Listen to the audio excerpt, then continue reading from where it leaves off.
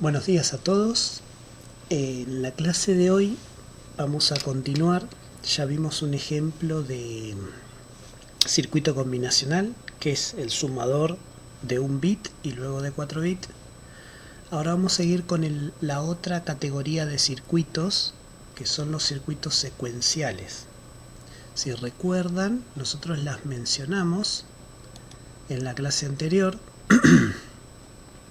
y dijimos que los circuitos secuenciales, a diferencia de los combinacionales, mantienen un estado interno. Entonces la función de salida del circuito combinacional depende de las señales de entrada, de la función de salida del circuito secuencial depende de las señales de entrada y también del valor interno. Con los circuitos secuenciales principalmente se construyen a lo que a nosotros nos interesa, la memoria de los procesadores, que son los registros a veces hay latches que vamos a ver qué son, y las máquinas de estados finitos que controlan el procesador o ciertas partes del procesador. Pueden haber muchas. También son circuitos secuenciales. Bueno,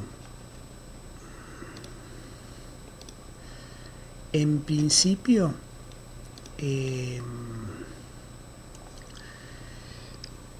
como elemento básico de memoria tenemos este circuito que se llama un latch set reset. Así lo puedo tomar bien. Un latch set reset. Este es el circuito básico.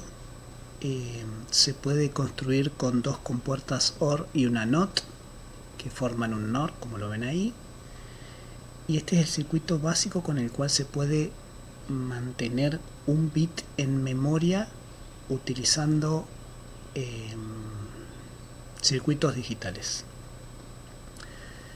Ahora vamos a ver un ejemplo de cómo funciona y cómo está constituido este latch set reset. El circuito secuencial más básico que vamos a ver se llama latch set reset, como está escrito acá. Este circuito, fíjense que aquí está dibujado con compuertas. Tengo dos compuertas OR negadas con un NOT al final. Esto significa que esta compuerta OR, por ejemplo, si las dos señales de entrada están en 0, sale un 0, pero esta negación lo convierte en un 1. Es decir, que cuando las dos señales están en 0, sale un 1. Si estos dos están en 0, aquí sale un 1. Así funciona esta compuerta. Para cualquier otro caso, que una de estas señales sea un 1, esta compuerta OR va a emitir un 1 de salida, pero el NOT lo va a convertir en 0. Entonces, el único caso donde este es 1 es cuando estas dos señales de entrada son 0. Algo importante, ¿qué distingue este circuito de un circuito combinacional? Este circuito es un circuito secuencial.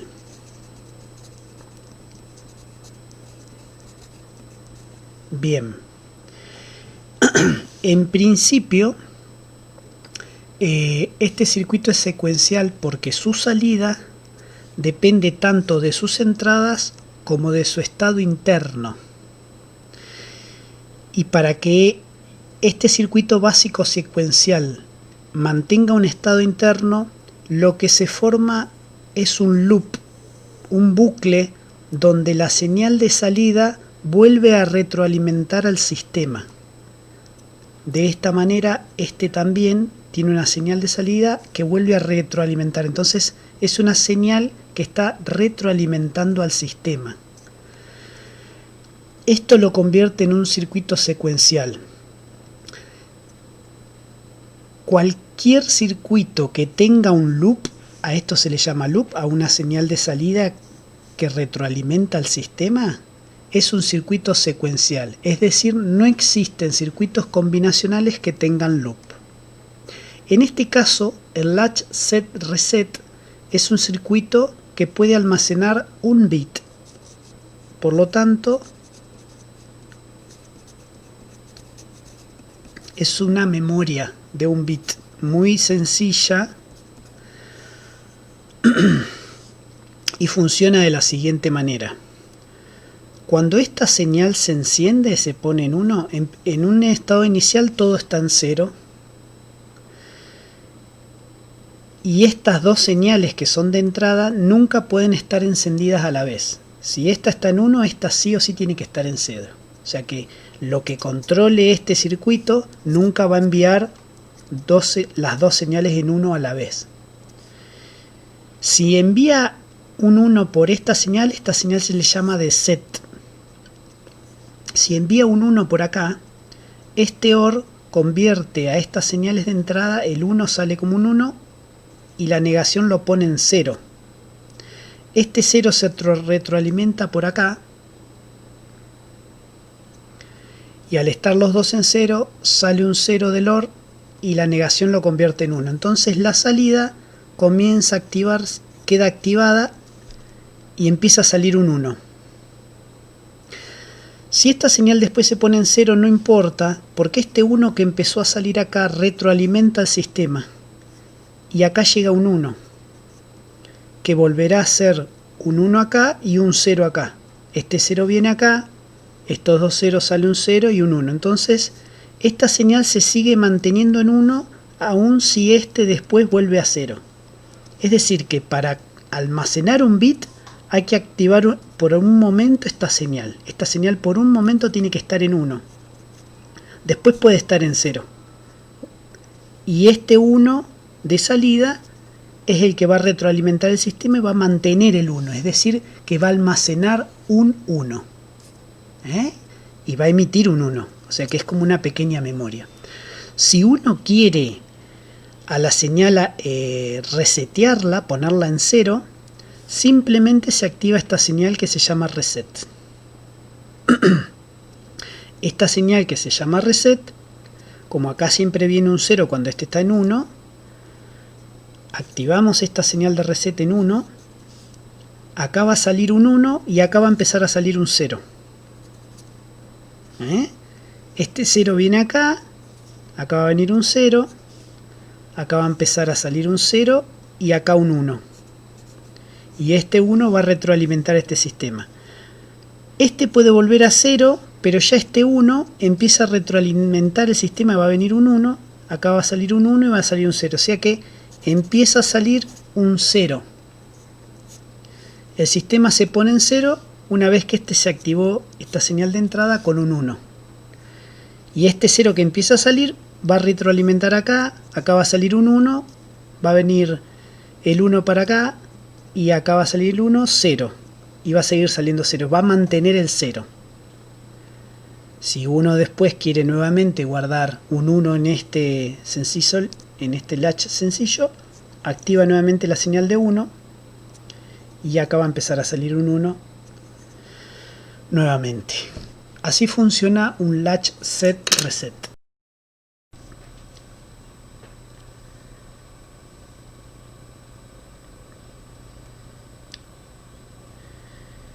El latch set reset se puede extender, se puede hacer un poquito más complejo para que además del dato que hay que guardar en el elemento de memoria se pueda coordinar con un reloj. Entonces acá lo que vemos es el diseño de un latch llamado dlatch, donde ya aparece una señal que es de datos. Este es el dato que se quiere guardar, el bit que tiene que estar en 1 o en 0. Y este es el reloj.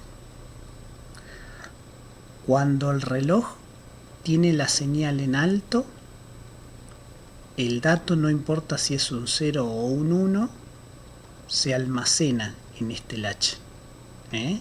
Por ejemplo, si este D es un 0, la señal D viene acá, y acá se convierte en un 1 por esta negación. Cuando la señal del reloj está en alto, estos dos coinciden en 1. Este no, pero estos dos coinciden en 1. Cuando la señal de C está en alto y D está abajo, es un 0. Entonces nosotros queremos guardar un 0 en este circuito. Entonces este AND termina sacando una señal afirmativa, un 1. Y si recuerdan cómo funciona el latch set reset que vimos recién, esta es la señal de reset. Así que empieza a salir un 0 acá. Y se mantiene. Cuando nosotros querramos guardar un 1, pasa lo mismo, pero solo que el D está en 1 y el AND que se activa es este. Acá entonces ahora aparece la señal de reloj, que era algo que no habíamos visto, pero es muy importante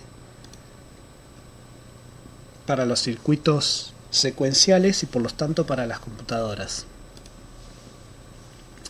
Los relojes son necesarios en la lógica secuencial para decidir cuándo un elemento de memoria se tiene que actualizar. En las computadoras existen dispositivos electrónicos que son relojes. Estos relojes simplemente emiten una señal que está en un momento determinado arriba, en alto, y en un momento determinado en bajo. El tiempo que dura el momento que está arriba y el momento que está abajo generalmente es muy preciso y es el mismo. Esta señal oscila todo el tiempo entre en alto y bajo, alto y bajo, alto y bajo, alto y bajo, y lo hace muchísimas veces por segundo. Esta señal es la señal del reloj, y es muy importante porque todos los circuitos digitales con memoria secuenciales, las computadoras se sincronizan con relojes. En principio hay un reloj principal que se le llama el reloj del sistema y que ustedes lo pueden llegar a reconocer simplemente como la velocidad del reloj de los procesadores que usan. Por ejemplo, la PC de ustedes tal vez tiene un reloj que es de 3 GHz. Bueno, ahora es importante ustedes a este nivel de la materia que entiendan qué significa ese 3 GHz. Si el reloj de la PC de ustedes es de 3 GHz. Bueno, hay dos conceptos importantes con respecto a los relojes. Uno es el periodo del reloj. El periodo del reloj es el tiempo de duración en que la señal está en alto y bajo. Cuando vuelve a comenzar ese ciclo de la señal en alto y bajo, empieza un nuevo ciclo, un nuevo periodo o ciclo de reloj. Así que esa es la duración del periodo o ciclo. Y luego el concepto que es comúnmente utilizado es, sabiendo cuánto dura el periodo del reloj, podemos sacar la frecuencia del reloj, que es el dato que ustedes conocen del reloj de los procesadores de sus computadoras. Cuando ustedes dicen 3 GHz, están diciendo que el reloj del sistema de sus computadoras funciona a 3.000 millones de ciclos por segundo. Es decir, que esta señal que está en alto y después que se pone en bajo, se repite 3.000 millones de veces por segundo. Logra hacer 3.000 millones de veces por segundo esta señal en alto y esta señal en bajo. El reloj del sistema de sus procesadores. Si el procesador es más modesto, podría tener un reloj con una frecuencia de 1 GHz, de 1.000 millones de ciclos por segundo. Y si es muy modesto, si estamos en el orden de un pequeño reloj digital o algo así, tal vez el reloj alcanza con que tenga 1 megahercios, un 1.000.000 de ciclos por segundo nomás. Pero todos los relojes, todas las computadoras tienen un reloj del sistema y ese reloj reparte señales de reloj a todos los dispositivos secuenciales que lo necesiten. Entonces, esta señal que vemos acá ahora, que se llama C, es la del reloj, es la del reloj que oscila. Acá vemos el diagrama de tiempos. Cuando nosotros queremos escribir un bit y la señal de D está en alto, hay que esperar que la señal de reloj se ponga en alto, y cuando las dos están en alto, el bit del latch empieza a estar en 1. Ahí recién se empieza a estar en 1 por lo que explicamos recién. Y si nosotros queremos guardar un 0 en el latch, el D tiene que estar en bajo. Cuando la señal de reloj se pone en alto y el D está en bajo, ahí se guarda el 0 en el latch y empieza a salir un 0.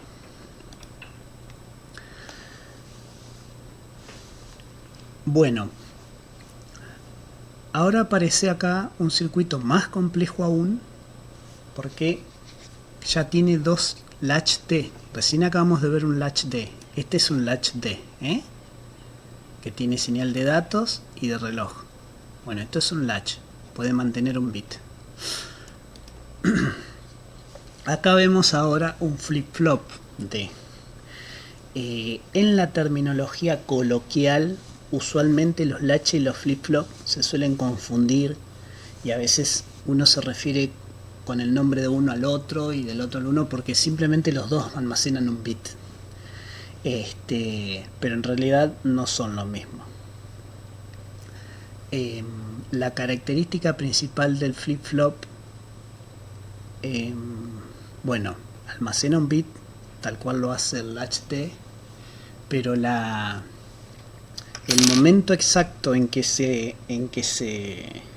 actualiza el estado interno del flip-flop es cuando la señal o sube o baja, es decir, en el flanco del reloj.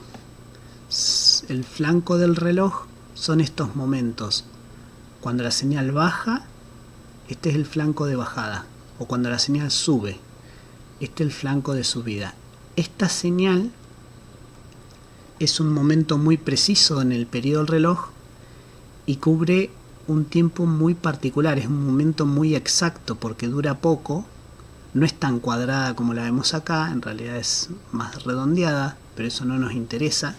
Nosotros la modelamos como que es una señal cuadrada, pero es el flanco del reloj, y en el periodo del reloj es un momento muy chiquito, o sea que si ya el reloj tenía una frecuencia muy alta de 3.000 millones de veces por segundo, además si ahora decimos que los circuitos se van a actualizar en el momento del flanco de bajada, por ejemplo, es un momento muy particular, exacto.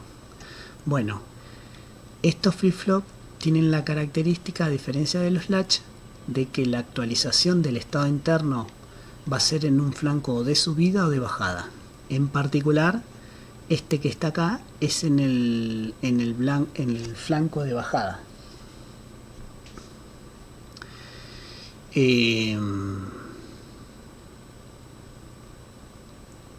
Bueno,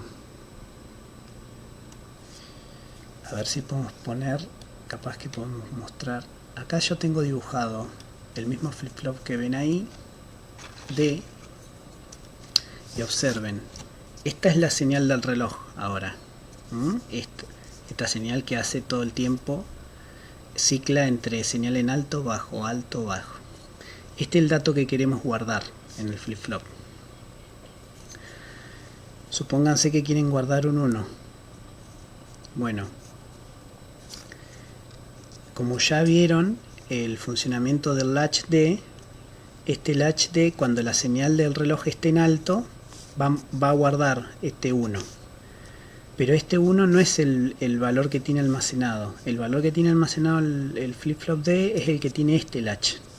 Es el que saca la señal acá. O sea que si esto es parte de un registro, este Q que está acá es el valor que está devolviendo el registro. En este caso es el del flip-flop. Bueno, cuando la señal está en alto del reloj, este latch mantiene por un instante este 1 almacenado y lo emite por esta señal también, es decir que lo está recibiendo este latch. Pero este latch va a actualizar su valor cuando la señal que está en alto del reloj, esta es un negador, un NOT. O sea que acá cuando la señal está en alto del reloj, acá viene una señal en bajo y este latch no está guardando nada. Pero en el instante en que baja la señal, en este instante, durante un pequeño periodo de tiempo que la señal está ya en un estado que se considera bajo, esta señal se pone en alto y este latch en ese instante guarda este 1 que vino por acá. Justo en este instante, en este pedacito de tiempo, cuando la señal se pone en bajo y ya la circuitería detecta que está bajo y ya es un voltaje que se considera en este caso alto porque este es un negador. Entonces este voltaje se pone en bajo, en alto, perdón. Este latch guarda este bit. Y ya después el resto del tiempo,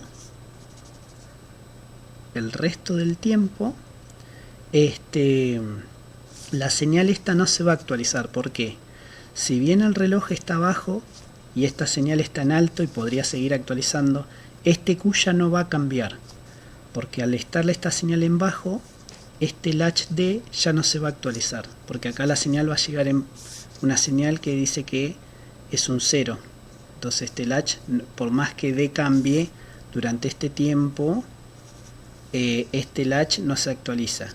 Durante cuando empieza un nuevo periodo de reloj, este latch sí ya se puede empezar a actualizar. Si viene un D con un 0 o con un 1. Pero en el instante en que baje, o sea acá, en este preciso momento, igual que en cuando la señal baje de acá de vuelta, este latch se va a poder actualizar nuevamente durante un tiempito muy acotado. Entonces si en el segundo ciclo de reloj se pone un 0, cuando la señal está en alto, este latch guarda este 0 y en este instante se almacena en el segundo 0 en el latch y acá empieza a sacar un 0. Entonces, este flip-flop, a diferencia del latch D, almacena el valor interno, se actualiza con el flanco de bajada del reloj.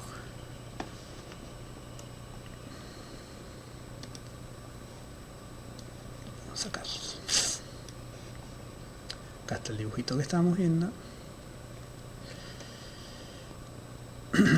Bien. Al igual que con la ALU, ustedes se podrán imaginar que teniendo nosotros hicimos una ALU de 4 bits que puede sumar dos números de 4 bits por simplemente extendiendo la ALU. Bueno, los registros del procesador se hacen de la misma manera. Simplemente se utilizan muchos flip-flops. Los registros del procesador simplemente, si nosotros queremos hacer un registro de 4 bits, podemos tener el circuito digital que vimos recién, que es un flip-flop D,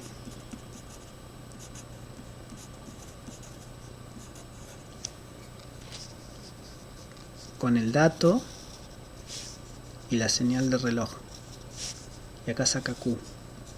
Esto mantiene un solo bit, pero si nosotros queremos hacer un registro de 4 bits, por ejemplo para alimentar la ALU que vimos recién hace un rato, nosotros podríamos fabricar un registro llamado A de 4 bits que va a tener, que tiene que almacenar 4 bits. Es un registro de 4 bits. Entonces tenemos A0, el bit A0, el bit A1, el bit A2 y el bit A3. Simplemente podemos hacer eso con 4 flip-flop D.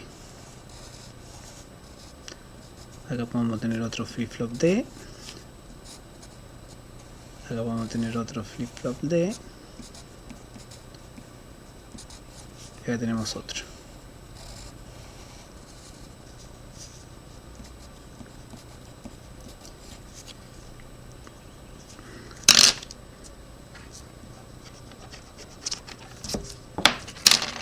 es A0, perdón. La señal que emite el registro, este es el bit 0 del registro A. Acá saldrá la señal de A1 del registro A. Acá esta es una señal de salida, A2 y A3. Y acá le tendrá que entrar el D0, el dato que hay que escribir, el D1. Estas son señales de entrada al flip-flop. D2, D3. Y esta señal de reloj es la misma para todos. Así que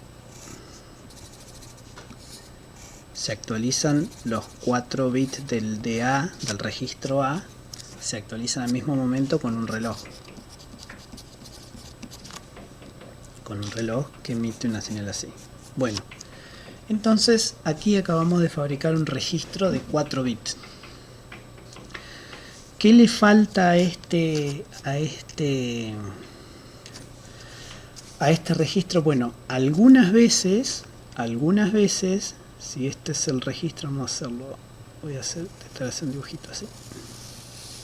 Este es el registro, el hardware en sí, registro.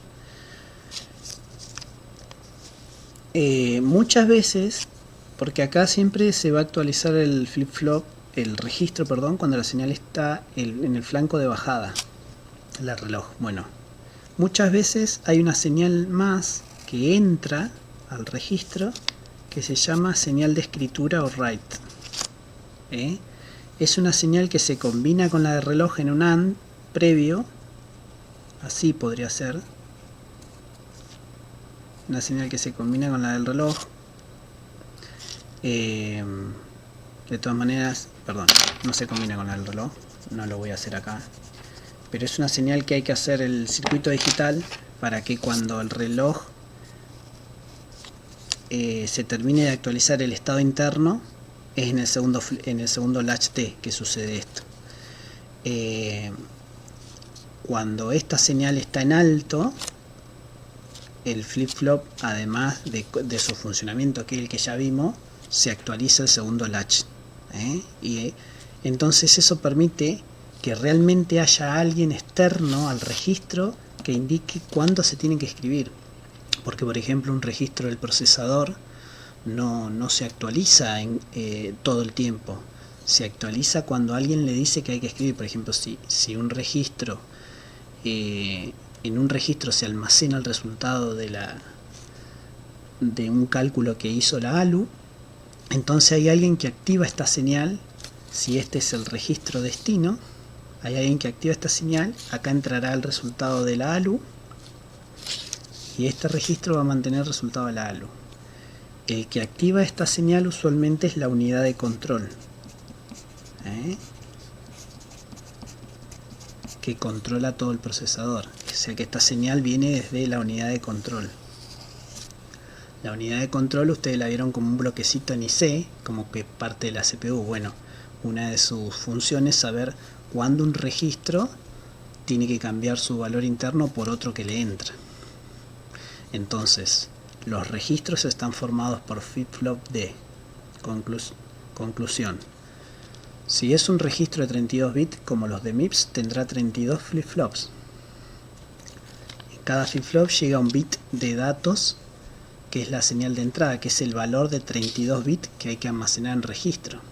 Por ejemplo, cuando ustedes hacen la instrucción load word, viene una palabra desde la memoria RAM y vienen 32 bits de memoria RAM que hay que guardar en un registro destino, que ustedes ponen A0, por ejemplo, en ensamblador de MIPS. Si este es el registro A0, cada uno de estos son los bits, son señales que están conectadas a la palabra que viene desde la memoria.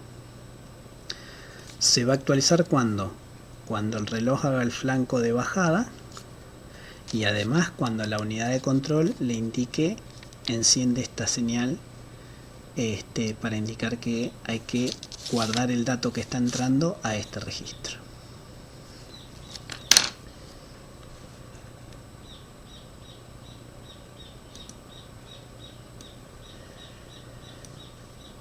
Acá estamos viendo la combinación donde ya por ejemplo tenemos un banco de registros, es decir, si esto fuera un procesador MIPS, acá habrían 32 bits, 32 registros, perdón.